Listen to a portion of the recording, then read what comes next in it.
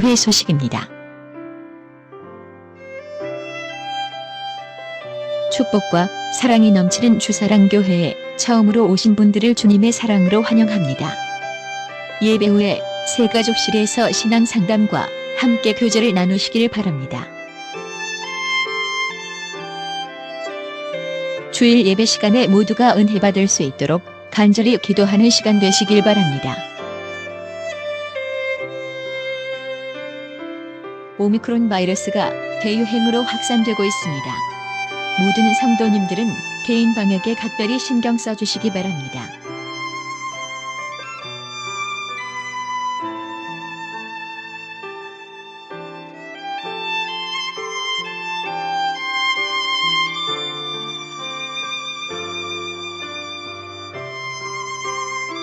전교인 성경 함께 읽기를 습관화합시다. 1월부터 3월까지는 하루에 한 장씩, 4월부터 6월까지는 2장씩, 7월 이후부터는 3장씩 읽어가겠습니다. 이번 주는 마가복음 16장에서 누가복음 6장까지 읽겠습니다. 고신총회 설립 70주년을 기념하여 70일 특별 새벽기도회를 드립니다. 교회, 다시 세상의 빛으로의 주제를 가지고 오는 2월 7일부터 4월 17일 부활주일까지 실시합니다. 교재는 현관에 비치해 두었으니 한 권씩 가지고 가셔서 함께 기도회에 참여하시기 바랍니다. 예배 참여 방법은 고심총회 홈페이지를 참고하시면 되겠습니다.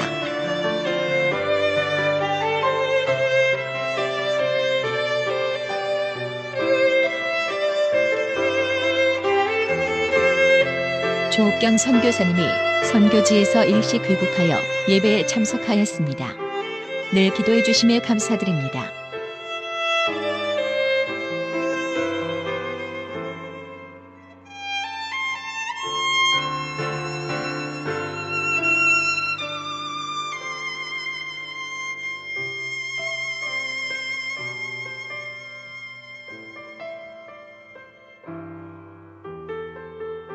할렐루야. 자, 오늘은 지난 시간에는 종교에 관하여 말씀을 드렸습니다.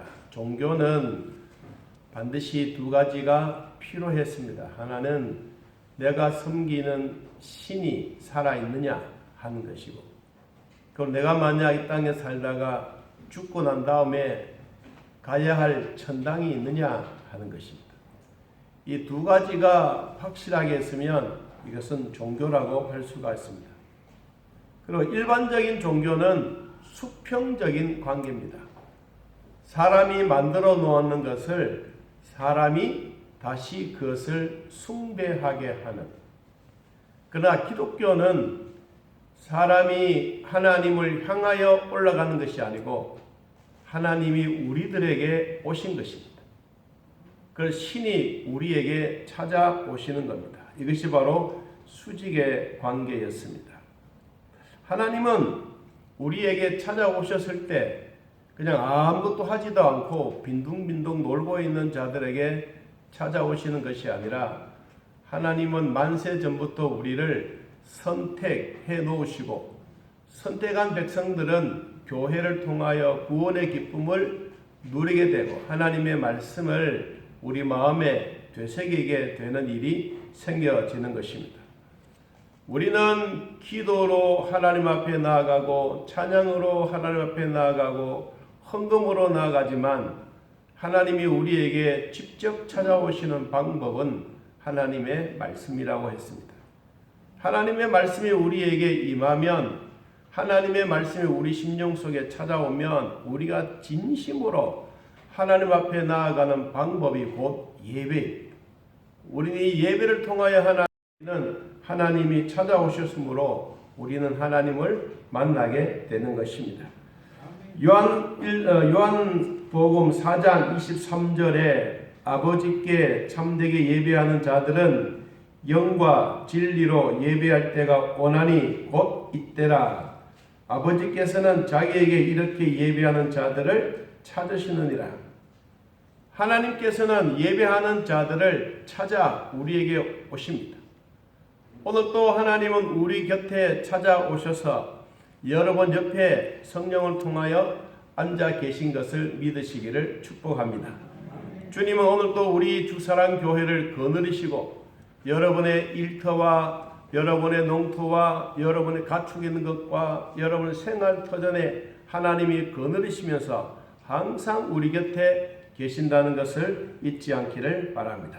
그래서 디모데전서 4장 5절 말씀처럼 한번 따라해 봅니다. 하나님의 말씀과 기도로 거룩하여지느니라. 아멘. 자, 우리가 하나님의 말씀과 기도로 거룩해져 가는 이러한 삶에 대한 부분들은 오늘 우리들에게 하나님의 계시에 대한 말씀을 주셨습니다. 계시라고 하는 것은 일반적으로 두 가지의 의미가 있습니다. 하나는 일반적인 계시, 두 번째는 특별한 계시. 계시라고 하는 것은 우리가 알지 못하는 것을 환하게 드러내어 보여지는 것입니다. 우리는 이 주사랑 교회가 여러분이 있는지 없는지는 옛날에는 몰랐더라면 분명히 거기에 있는데 그래서 누군가가 이야기를 듣고 그걸 와보니까 주사랑 교회가 있었습니다. 여러분 천당도 우리가 있는지 없는지 사람들은 확신을 가지지 못하면 가봐야 알지. 네가 가봤냐? 이렇게 질문을 합니다. 따라해봅시다. 천당은 분명히 있습니다. 할렐루야. 여러분 하나님이 우리들에게 주셨던 이런 말씀들이 바로 뭐냐? 계시다. 계시. 이 계시를 활짝 열어서 오늘 우리에게 주시는 것인데 일반적인 계시는 자연을 통하여 하나님께 영광 돌리고 자연을 통하여 하나님의 뜻을 알게 하는 것입니다. 그런데 우리는 자연에 나타내주고 있는 모든 상황들을 우리의 눈으로 보면서도 이것이 하나님의 무슨 영광이 되겠느냐?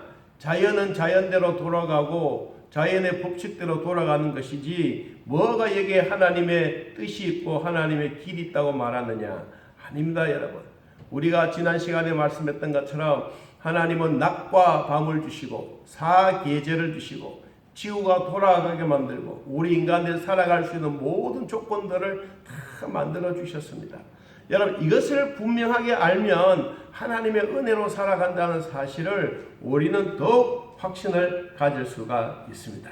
자연의 계시를 보고 식물을 보고 동물을 보고도 하나님의 뜻을 이해하고 하나님을 깨닫게 된다면 그것은 반드시 하나님의 자녀라는 사실을 잊지 않기를 바랍니다.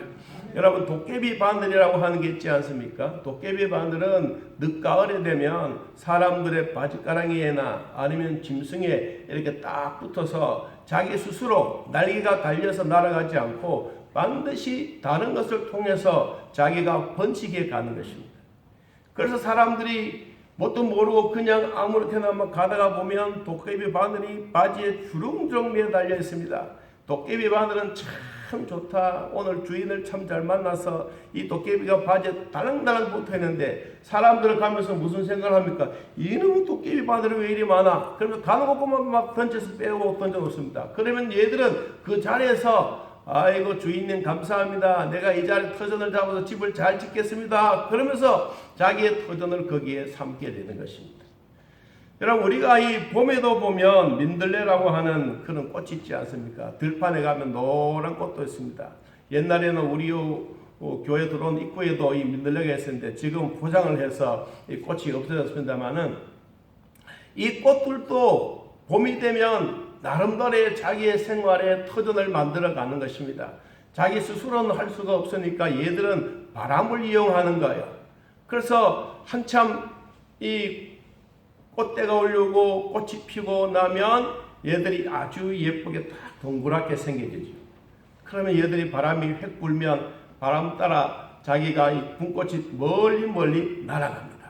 그러면서 엄마에게 인사합니다. 엄마 나는 이제 엄마와 같이 안 살래. 난 멀리 도망가겠어. 그러면 바람이 세게 불면 세게 날아가고 바람이 자기 앞에 불어주면 똑 떨어지고.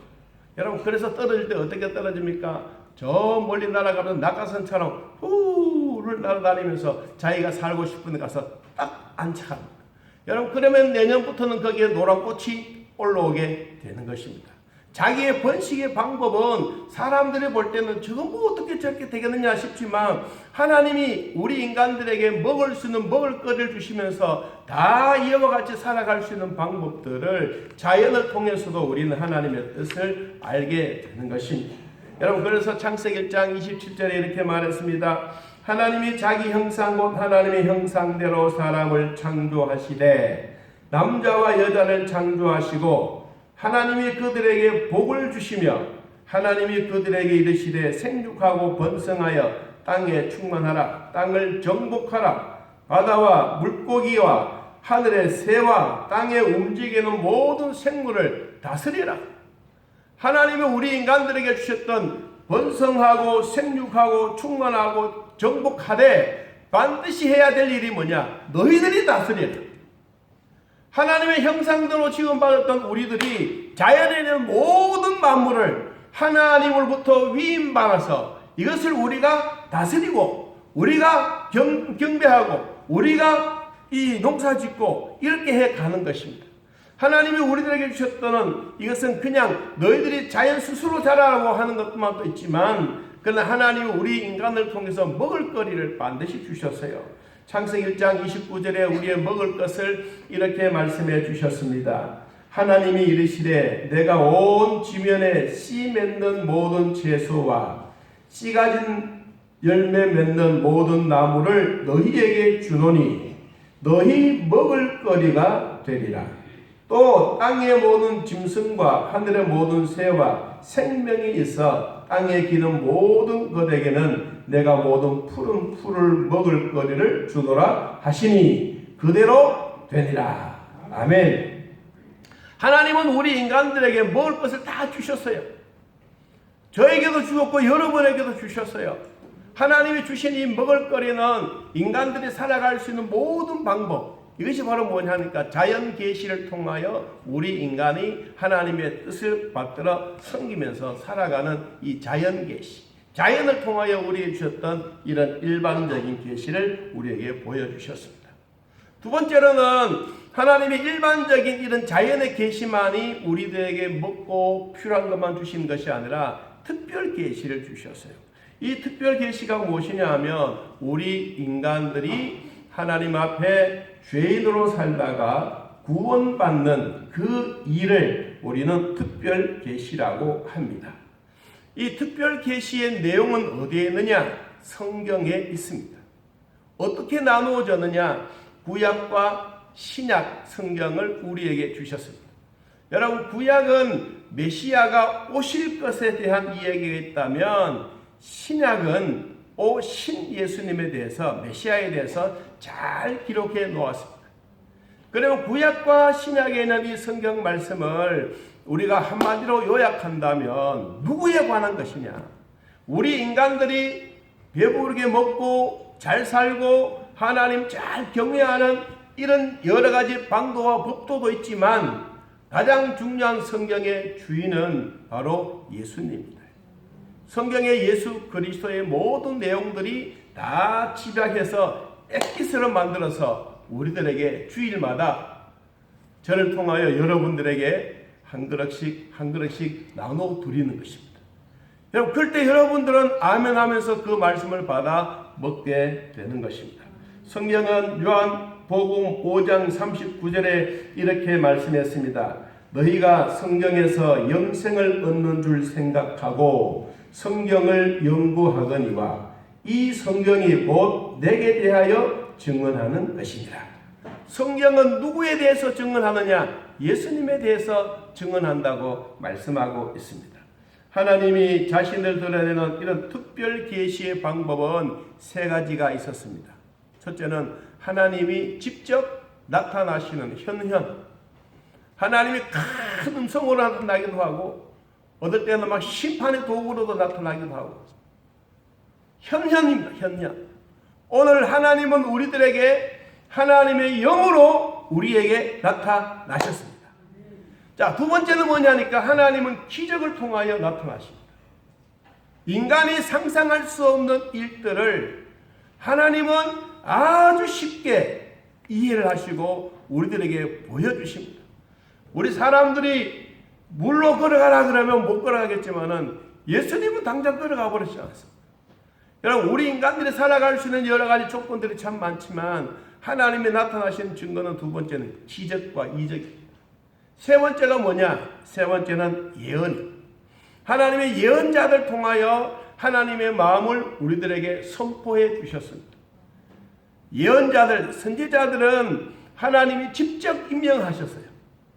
하나님이 직접 임명하시고, 그리고 제사장들은 아론의 후손들에게 믿음의 대를 이어가면서 제사장들을 그렇게 해 가셨습니다.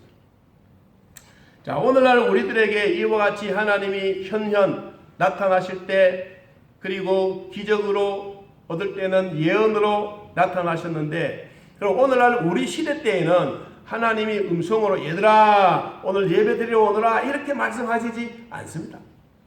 오늘 사람들이 그런 얘기를 듣고 교회에 오셨으면 아이고 우리 하나님 어디 계실까 하면서 매일매일 찾으실 거예요. 그런데 우리 하나님은 그렇게 나타나지 않습니다.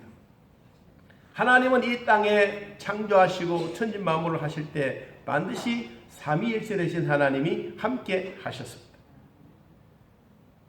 성부 하나님이 천지도 만드시고 우리 인간 구원에 대한 계획을 다 준비해 놓으시고 죄로 말미암아 죽어갔던 백성들을 그냥 둘 수가 없어서 자기 자신의 몸을 쪼개어 정말 예수님이 사람의 몸을 형상을 입고 이 땅에 오셔서 우리들을 구원해 주셨습니다.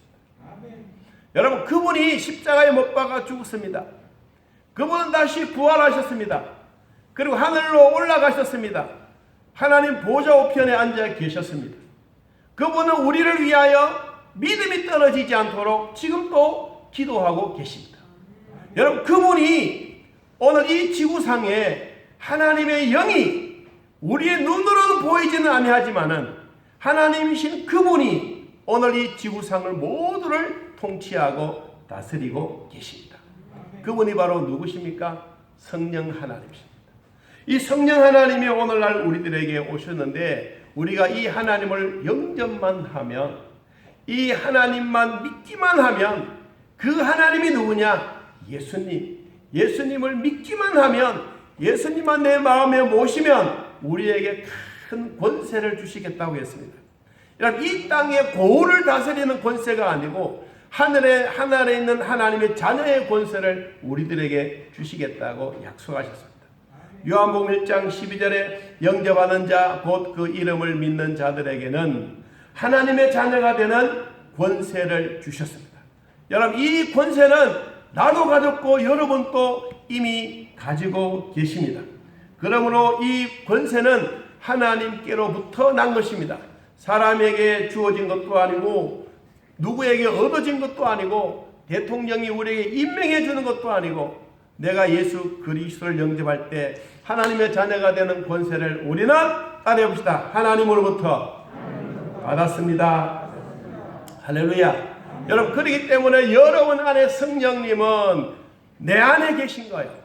내가 하나님 오십시오 해서 오신 것이 아니라 우리가 종교라고 하는 것처럼 하나님의 신이 내한테 오셔서 나를 선택하여 하나님의 자녀로 삼아 주신 것입니다. 여러분, 이 자녀야말로 우리에게는 엄청난 축복과 기쁨인 것입니다. 예수님을 영접하는 자들에게는 하나님의 영이 임하여 우리에게 나아가는데 에베소 2장 18절 말씀해 보니까 이는 그로 말미암아 우리 둘이 한 성령 안에서 아버지께 나아감을 얻게 하려 하심이라. 우리가 성령으로 하나님 앞에 나아가는 방법을 주신 것입니다. 우리가 하나님 앞에 나아갈 수 있는 이유가 무엇입니까? 우리가 어떻게 하나님 앞에 나아갈 수가 있겠습니까? 하나님은 우리들에게 하나님의 가족이기 때문에 우리는 하나님께 나아갈 수가 있습니다. 송아지는 엄마 소에게 가고 우리 자식들은 아버지 따라가는 것처럼 우리는 하나님의 자녀이기 때문에 하나님께로부터 태어났고 하나님께로부터 기쁨을 누리게 되는 것입니다. 그래서 에베소 2장 19절에 이런 말씀이 있습니다. 그러므로 이제부터 너희는 외인도 아니요 나그네도 아니요 오직 성도들과 동일한 시민이요. 한 딸입니다. 하나님의 권속이라. 권속이란 이 말이 바로 가족입니다. 우리는 하나님의 가족이다. 우리 모두는 하나님의 가족이다. 하나님이 우리들에게 베풀으셨던 성령으로 말미암아 하나가 되어지는 이 가족을 주신 겁니다. 그래서 하나님의 가족은 성령 안에서 한 건물 안에서 에베소 2장 22절에 말씀하신 것처럼 함께 지어져 가는 것입니다. 여러분, 우리 모두가 다 이 건물이라면 어떤 사람들에게는 지붕이 될 수도 있고, 어떤 사람들에게는 기둥이 될 수도 있고, 어떤 사람들에게는 이 바닥도 될 수도 있고, 다 우리가 모두 함께 모여져 하나님의 성전을 지어져 가는 이런 복을 얻게 되는 것입니다. 그러면 하나님은 왜 우리들에게 이 성경 말씀을 특별한 계시를 주셨을까 하는 것입니다.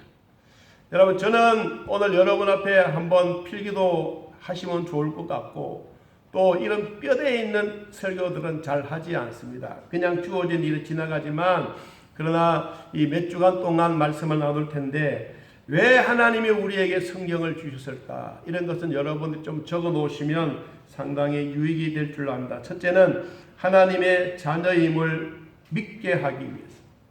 내가 하나님으로부터 성경을 왜 받았느냐? 성경이 무엇 때문에 우리는 가지고 있느냐? 여러분이 들고 다니는 성경이 무겁지 않습니까? 그래서 우리는 그냥 그냥 책상에 이 의자에 그냥 두고 다닐 때가 많습니다. 그런데 하나님이 우리들에게 성경 말씀 주신 이유는 들고 다니라고 한 것만 아니요, 보고만 있으라고 하는 게 아니요, 성경에 나오는 내용들을 내가 믿고 그 믿는 것을 따라가는 것입니다. 첫째는 내가 하나님의 자녀인 것을 믿게 하기 위해서. 하나님이 세상을 이처럼 사랑하사 독생자를 주셨으니 이는 그를 믿는 자만 멸망하지 않고 영생을 우리에게 주시려고 하나님이 우리에게 성령을 주셨습니다. 두 번째는 생명책에 우리의 이름이 기록되어져 있는 것을 알게 하기 위해서입니다. 요한계시록 21장 27절에 무엇이든지 속된 것이나 가정한 일 또는 거짓말하는 자는 결코 그리로 들어가지 못하되 오직 어린 양의 생명책에 기록된 자들만 들어가리라. 우리의 이름이 누가 기록해 놓으셨느냐? 내가 그냥 연필로 적어놓고 하나님 나 천당 가겠습니다 이렇게 하신 게 아니다. 우리는 하나님의 나라의 생명책에 예수님의 보혈로 내 이름이, 여러분들의 이름이 똑똑하게 기록해 놓으셨습니다. 이게 바로 뭐냐 하니까 하나님이 우리에게 주셨던 생명책에 우리 이름이 기록된 것입니다.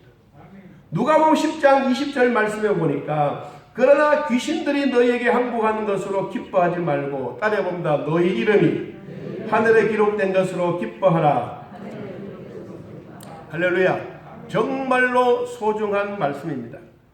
여러분, 사람의 몸에서 귀신이 떠나가는 게 기적이라고 생각한다면 하나님의 형상대로 회복되는 것은 기적 중에 기적인 것입니다.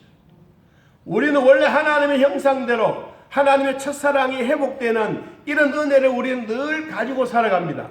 그런데 우리는 이것이 하나님의 은혜인 줄 알지 못하고 살아가는 거예요.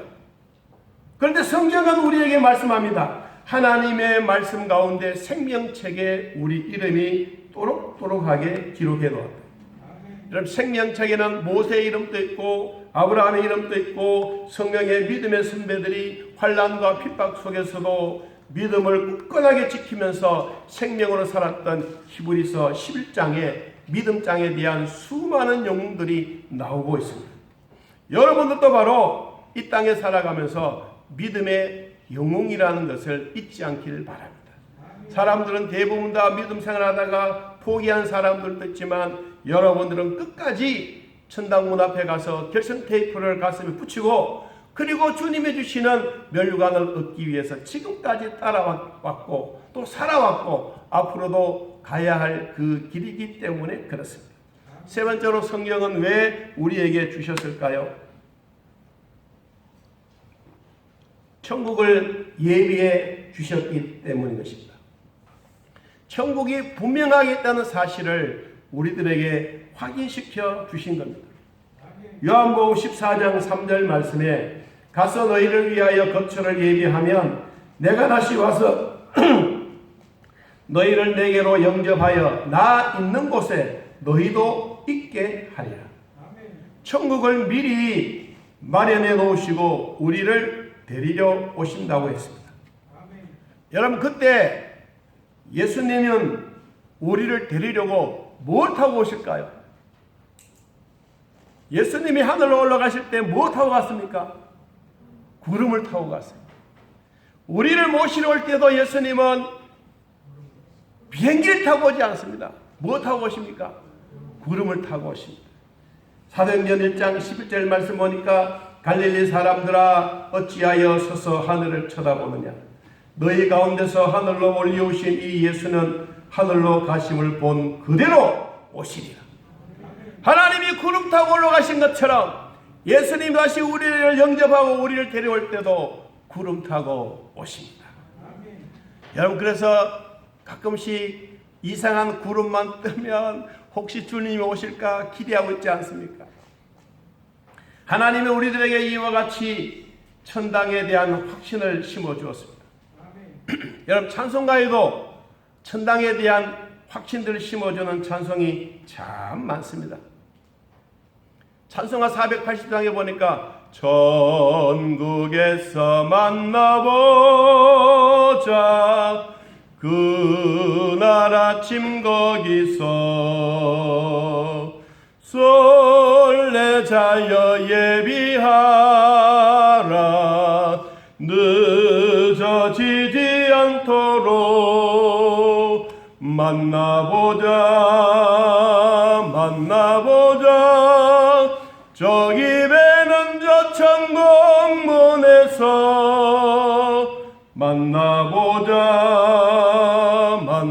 만나보자 그날 아침 그 문에서 만나자.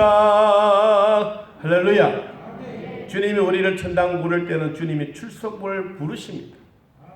그리고 우리는 예라고 대답하시기 바랍니다. 여러분, 천당 가는 것은 먼 시간이 걸리지 않습니다. 순간입니다. 이 땅에 살다가 우리의 생명이 딱 끝나는 순간에 우리는 천당 가는 확신이 있어야 되는 것입니다. 그날 아침 그 문 앞에 주님이 우리를 위하여 기다리고 계시는 그 영광스러운 그 자리에 우리가 가는 것입니다. 저는 이 찬송을 처음에는 잘 몰랐습니다. 그런데 목사가 되고 난 뒤에 점점 장례식을 인도하다 보니까 이 찬송이 그렇게 좋아요. 그래서 어떨 때는 심심하면 이 찬송이 자꾸 불러집니다. 천당 가고 싶은 마음도 있겠지만 지금은 아니겠지만은 그런데 앞으로 여러분 살아갈 때 반드시 만나야 될 그곳 하나님의 문 앞에서 예수님이 기다리고 계신다. 여러분, 그때 우리 모두가 함께 즐거운 마음으로 주님 그날 아침 그 문 앞에 기다리고 계신 주님을 탑승 안고 천당에 쑥 들어가시기를 축복합니다. 네 번째는 왜 성경이 우리에게 주어졌느냐? 천당에 데려와서 무엇을 주시려고 주님이 성경에 기록해 놓으셨을까 하는 것입니다. 사람에게는 천당에 대한 확신이 없으면 상급도 없습니다. 우리가 반드시 뛰어서 열심히 목표를 향하여 달려가고 있는데 거기에 상이 있는지 없는지 모르고 뛰어간 사람 누가 있겠어요? 누구나 다 그렇습니다. 히브리서 12장 1절 말씀 보니까 이러므로 우리에게 구름같이 둘러싼 허다한 증인들이 있으니 모든 무거운 것과 얽매기 쉬운 죄를 벗어버리고 인내로서 우리 앞에 당한 경주를 하며 믿음의 주여 또 온전하게 하시는 이 예수를 바라보자. 우리가 예수님을 바라보고 가야 할 이 길이 바로 무슨 길이냐? 천국 가는 길입니다. 여러분, 성경에 보니까 우리 천당에는 밤도 없고 등불도 없고 햇볕도 쓸데없다 그랬습니다. 오늘 우리는 이 전기가 없으면 모든 사람들이 살아가기 어렵습니다. 여러분, 갑자기 우리의 태양이 딱 사라지고 온 세상이 깜깜한 세상이라면 여러분은 길을 가다가 어디에서 어느 구덩이에 빠질지 우리는 아무것도 모릅니다. 그런데 천당에는 성경이 말했습니다. 밤도 없고 등불도 없고 거기는 햇빛도 없다.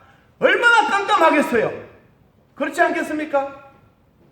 그런데 천당에는 하나님 자신의 빛이 있습니다. 하나님의 자신의 빛이 영원토록 비치는 것입니다.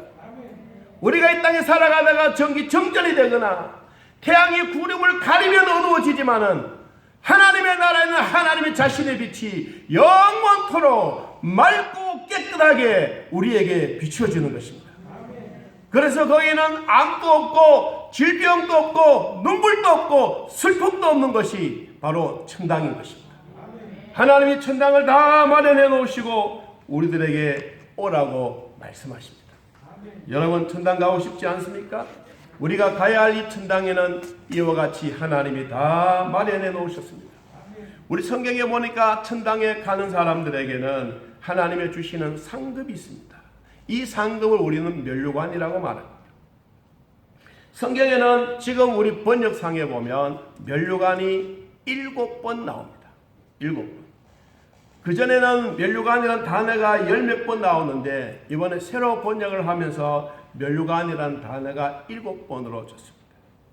7번이라고 해서 다 관이라고 말하는 데도 있고 지금은 면류관이라고 번역되어져 있는 곳이 7곳인데 제가 한번 그냥 말씀을 읽어드리겠습니다.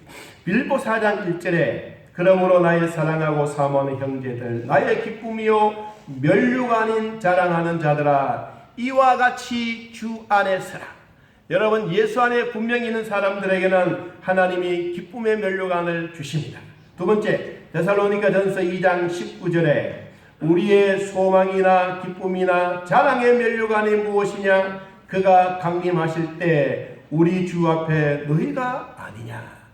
우리가 예수님 앞에 서는 그날이 주님이 주시는 자랑의 면류관을 하나님이 우리에게 주시는 것입니다.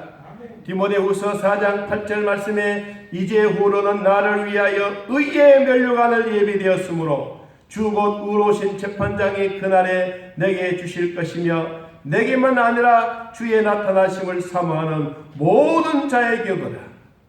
예수님의 재림을 사모하는 모든 사람 바울에게만 주는 게 아니라 목사에게만 주는 것이 아니라 나와 여러분에게 주님이 의의 면류관을 다 주시겠다고 약속하셨습니다.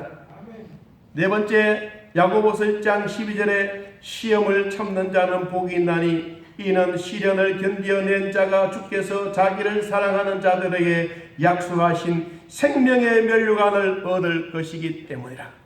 여러분 주님을 자랑하시기 바랍니다. 자랑하되 언제까지 시험을 참고 견디는 자 이런 사람들에게는 하나님이 생명의 면류관을 주십니다.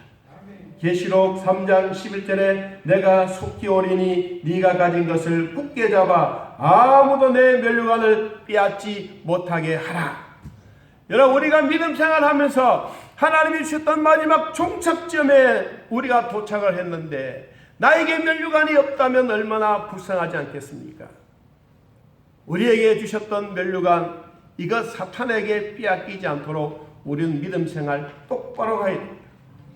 어리석게 하다 보면 언제 와서 낚아채어 갑니다. 여러분 무섭습니다. 그렇기 때문에 하나님이 주셨던 면류관 빼앗기지 않아야 됩니다. 여섯 번째 요한계시록 6장 2절 말씀 보니까 이에 가서 내가 보니 흰 말이 있는데 그 탄 자가 활을 가졌고 면류관을 받고 나가서 이기고 또 이기려고 하더라. 백마를 타고 주님이 우리에게 재림에 주러 오실 때 여러분 우리는 면류관을 주님이 가지고 오셔서 머리에 탁 씌워주십니다. 여러분 그때 우리 모두가 함께 주님 주신 면류관 상 받기를 축복합니다. 요한계시록 14장 14절 말씀에 또 내가 보니 흰 구름이 있고 구름 위에 인자와 같은 이가 앉으셨는데 그 머리에는 금면류관이 있고 그 손에는 예리한 낫을 가졌더라. 머리에는 금면류관 주님으로부터 받았어야 될 우리에게 주어진 면류관. 여러분 믿음 생활 어설프게 하지 말고 확실하게 하시기를 축복합니다. 저도 그렇고 여러분도 그렇고 우리가 마지막 날 주님이 천당 가서 하나님이 주셨던 이런 면류관 우리에게 간직하려고 이것을 주시려고 천당을 다 준비해 놓고 기다리십니다. 여러분 기다릴 때 우리도 좀 자신 있게 들어가기를 축복합니다. 자 마지막으로 하나님의 말씀이 우리에게 주는 교훈. 히브리서 11장에 보면 믿음의 영웅들의 신앙 고백들이 자자하게 나옵니다. 우리가 이 땅에 살아가면서 내 혼자만 신앙생활하는 게 아니지 않습니까? 모두가 다 함께하는 신앙생활입니다. 믿음의 영웅들이 살아왔던 삶에 대한 그들에게 핍박과 환난과 역경 속에서도 이 믿음 저버리지 않기 위해서 어떨 때는 굶기도 하고 매를 맞아가기도 하고 어떨 때는 수많은 사람들에게 조롱거리도 되고 비난을 받기도 하고, 그래도 내 마음속에 아니야, 너희들은 나를 비난한다 할지라도 내 마음속에는 하나님이 계셔. 나는 하나님의 자녀야. 나는 하나님의 가족이야. 그렇기 때문에 나는 이길 수가 있어. 이 마음이 우리 속에 주셨던 성령을 통하여 오늘도 우리에게 믿음의 영웅의 신앙 고백이 여러분 성경에 자세하게 기록되어 있습니다. 두 번째는 뭐냐면 지난번에도 말씀했듯이 재물을 얻을 능력이 성경에 기록되어 있습니다. 자연의 법칙이 있고 영적인 법칙이 있고 믿음의 법칙이 있고 물질의 법칙이 있다면 이 모든 법칙들을 통해서 살아가는 일에 돈 벌 수 있는 능력을 하나님이 우리에게 주셨다는 것입니다. 믿음으로 사는 자들에게는 반드시 하나님은 복을 주신다고 약속하셨습니다. 우리가 분노가 일어나고 화가 일어나고 어떨 때는 짜증이 날 때에도 하나님의 말씀을 읽을 때마다, 하나님의 말씀을 들을 때마다 우리의 마음이 거룩으로 서서히 변해져 가면서 그때부터 나는 하나님의 자녀이구나, 나는 하나님의 자식이구나, 나는 하나님의 가족이구나, 여러분 이런 마음이 우리 몸에서 일어나게 되는 것입니다. 그러므로 요한일서 5장 4절 말씀에 무릇 하나님께로부터 난 자마다 세상을 이기느니라. 세상을 이기는 승리는 이것이니 우리의 믿음이니라. 아멘. 오늘 또 하나님의 말씀 가운데 승리하기를 축복합니다. 요한복음 16장 33절 한 기절을 더 봅니다. 이것을 너희에게 이르는 것은 너희로 내 안에서 평안을 누리게 하려 함이라. 세상에서는 너희가 환난을 당하나 담대하라. 따라해봅시다. 내가 세상을 이겼노라. 할렐루야. 환난을 당하나 담대하라. 누가? 예수님이 다 이기셨기 때문에 우리는 주님이 이기신 그 길 뚜벅뚜벅 천당을 향하여 오늘 또 한 걸음 한 걸음 나아가기를 진심으로 축복합니다.